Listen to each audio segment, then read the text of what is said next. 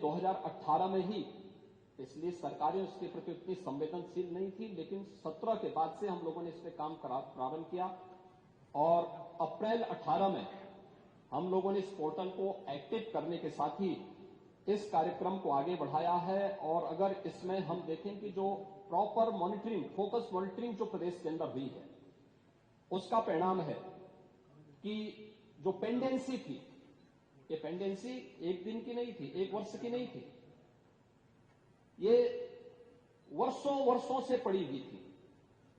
महिला संबंधी अपराध से जुड़े हुए मामलों में, बलात्कार के मामलों में, नाबालिगों के साथ जो उनके सेक्सुअल हैरेसमेंट से जुड़े हुए जो मामले थे, वर्षों से पेंडिंग थी। उस पेंडिंग्स को पूरा करने के साथ आज मुझे बताते हुए प्रसन्नता है कि उत्तर प्रदेश देश के उन टॉप 3 राज्यों में है जिन लोगों ने पेंडेंसी को पूरा करते हुए, और देश के अंदर जो पेंडेंसी रेट के आधार पर प्रदेश का देश में द्वितीय स्थान, और इन मामलों को, अपराधियों को सजा दिलाने के मामले में, मामलों के पूरी तरह निस्तारण के मामले में देश के अंदर तीसरे स्थान पर उत्तर प्रदेश है।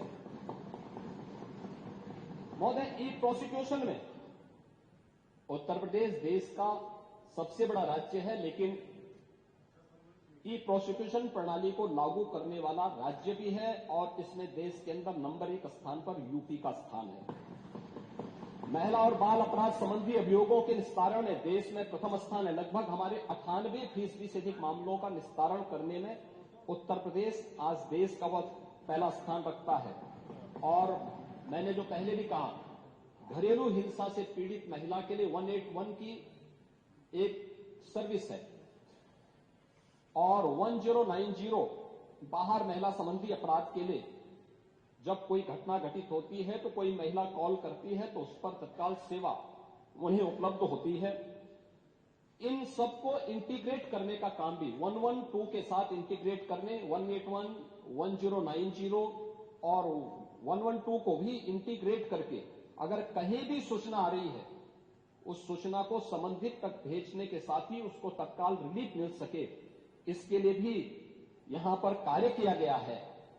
यही नहीं, प्रदेश के अंदर एक महिला थाना हर जनपद में स्थापित करने के साथ साथ एक अतिरिक्त थाने की जिम्मेदारी भी महिला थानाध्यक्ष को उपलब्ध करवाया गया है। और हर थाने में, जो प्रदेश के अंदर 1585 थाने हैं, इन 1585 थानों में महिला हेल्प डेस्क अलग से बना करके एक व्यवस्था बनाई है। और 2020 से हमारी सरकार पूरे प्रदेश के अंदर मिशन शक्ति के एक अभियान को आगे बढ़ा रही है। मिशन शक्ति के अंतर्गत पिछले 7 वर्ष में हम लोगों ने लगभग 1.5 लाख पुलिस कार्मिकों की भर्ती की है प्रदेश के पुलिस बल में। और मुझे बताते हुए प्रसन्नता है कि 17 के पहले जितनी भी भर्तियां हुई उन सभी को अगर हम जोड़ लें तो कुल 10,000 महिला पुलिस कार्मिक भर्ती हुई थी। लेकिन 17 से लेकर के 22-23 तक जो भर्तियां हुई, इन भर्तियों में प्रदेश में 20,000 से अधिक महिला पुलिस कांस्टेबल की भर्ती करने में हमें सफलता प्राप्त हुई। यानी आजादी के 70 वर्षों में जितनी भर्ती हुई थी महिला, उससे दुगनी भर्ती अकेले 5 वर्ष के अंदर हमने पुलिस महिलाओं को यहां पे भर्ती किया। पुलिस की भर्ती में उनकी 20% हॉरिजॉन्टल आरक्षण की व्यवस्था उन्हें प्राप्त हो सके, इसको अनिवार्य रूप से प्रदेश के अंदर लागू किया। लखनऊ, गोरखपुर और बदायूं में महिला पीएसी की बटालियन के गठन की कार्रवाई को भी आगे बढ़ाया। लेकिन जो पुलिस कार्मिक महिलाएं भर्ती हुई थी, वे केवल एक कांस्टेबल के रूप में ऑफिस के कार्य को या थाने तक ही अपने को सीमित न रखें, बल्कि महिलाओं की सुरक्षा के साथ साथ शासन की योजनाओं को महिलाओं तक पहुंचाने के लिए उनकी प्रतिभा का लाभ समाज ले सके, इसके लिए प्रदेश के अंदर 10,000 से अधिक महिला बीट स्टेशन स्थापित किए गए, महिला पिंक बूथ की स्थापना की गई, और यह भी व्यवस्था लागू की गई कि ये महिला बीट पुलिस अधिकारी हर मिशन शक्ति के अंतर्गत वहां पर जाएंगी, वहां पर सप्ताह में एक बार जाकर के महिला संबंधी घरेलू हिंसा का हो या बाहर की सुरक्षा से जुड़े हुए कोई मुद्दे होंगे, इन पे तो चर्चा करेंगे ही, इससे संबंधित समाधान भी निकालेंगे, लेकिन इसके अलावा महिलाओं से संबंधित, उनकी सुरक्षा से संबंधित जो भी, या उनकी स्किल डेवलपमेंट से संबंधित या उनके स्वावलंबन से संबंधित कौन सी स्कीम केंद्र या राज्य सरकार की है, इनसे भी गांव की महिलाओं को अवगत कराएंगे। और ये मिशन शक्ति का एक कार्यक्रम प्रदेश के अंदर लगातार ये जारी है और इसके बहुत अच्छे परिणाम भी हम सबके सामने देखने को मिले हैं। ये सरकार महिला सुरक्षा के प्रति पूरी तरह गंभीर है और उस गंभीरता का परिणाम ही है कि प्रदेश के अंदर इस सरकार ने आने के बाद सबसे पहले सोहदों पर लगाम कसने के लिए जो कार्रवाई की, एंटी रोमियो स्क्वाड का गठन, उसका एक उदाहरण है। और मुझे बताते हुए दुख है कि एंटी रोमियो स्क्वाड का जब हमने गठन किया था, सबसे पहले समाजवादी पार्टी ने इसका विरोध किया था, उसने विरोध किया था। और मुझे बोलने में भी कोई संकोच नहीं है कि महिला संबंधी अपराध से जुड़े हुए ज्यादातर मामलों में समाजवादी पार्टी से डायरेक्ट या इनडायरेक्ट जुड़े हुए लोग उसमें इन्वॉल्व पाए जाते हैं। और यही नहीं, महिला संबंधी अपराध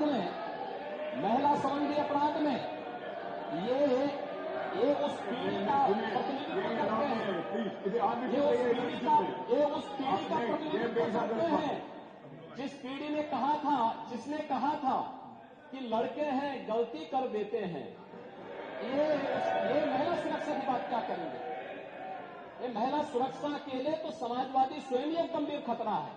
और इसीलिए महिला सुरक्षा के बारे में प्रदेश सरकार पूरी तरह सचेत है, सक्रिय है। हर बेटी को भी, हर व्यापारी को भी सुरक्षा प्रदान करने के लिए पूरी तरह प्रतिबद्ध है। प्रश्न संख्या 2, माननीय मुख्यमंत्री जी, आपने बताया इतने को हमने दंडित कराया, तो क्या पूछा गया था कि कितने घटनाएं हुई? तो जो दंडित हो जाते हैं कोर्ट से, उन्हीं को आप घटना मानते हैं कि जो घटनाएं घटती हैं उनको भी घटना मानते हैं? यह स्पष्ट कर दें कुल कितनी घटनाएं घटित? आपने नेता प्रतिपक्ष, मैं आपका सम्मान करता हूं और आप दो बार इस माननीय सदन के अध्यक्ष के रूप में अपनी सेवाएं दिए हैं और आपने पहला प्रश्न किया है आज यहां पर। पहले तो आपके चयन के लिए मैं आपको बधाई देता हूं। और ठीक है, अलग विषय है कि आपने चचा को गच्चा दे ही दिया। चचा बेचारा हमेशा ही ऐसे ही मार खाता है, उनकी नियति ही ऐसी है, क्योंकि भतीजा हमेशा भयभीत रहता है। लेकिन आप इस सदन के एक वरिष्ठतम सदस्यों में से हैं, आपका मैं सम्मान करता हूं। मैंने आपको पहले भी बताया कि 24,000 जो महिला संबंधी अपराध थे प्रदेश के अंदर 2016 में, अगर हम देखेंगे तो बलात्कार की जो घटनाएं घटित हुई थी वह 1838 हुई थी। लेकिन अगर मैं 24 के अंदर की घटना बताता हूं, इनकी संख्या है 1373। और मुझे लगता है ये घटनाएं बताती है 25% से अधिक की कमी इस बारे में बताती है कि अपराधी आबादी तो बढ़ी होगी इस दौरान, और आबादी बढ़ने के क्रम में अपराध कम हो रहा है, नियंत्रित हो रहा है। लेकिन जो मैंने कहा, महिला संबंधी अपराध दोनों प्रकार के होते हैं, घर के अंदर भी होते हैं और घर के बाहर भी होते हैं। दोनों के लिए सरकार ने उस प्रकार की सेवाएं भी उपलब्ध की हैं। घरेलू हिंसा से संबंधित मामलों में 181 की सेवा है। घर के बाहर की सुरक्षा के बारे में जागरूकता पैदा करने के लिए और उन्हें सुरक्षा उपलब्ध कराने के लिए तत्काल वो कॉल कर सके, इसके लिए 1090 की सेवा उन्हें उपलब्ध कराई गई है।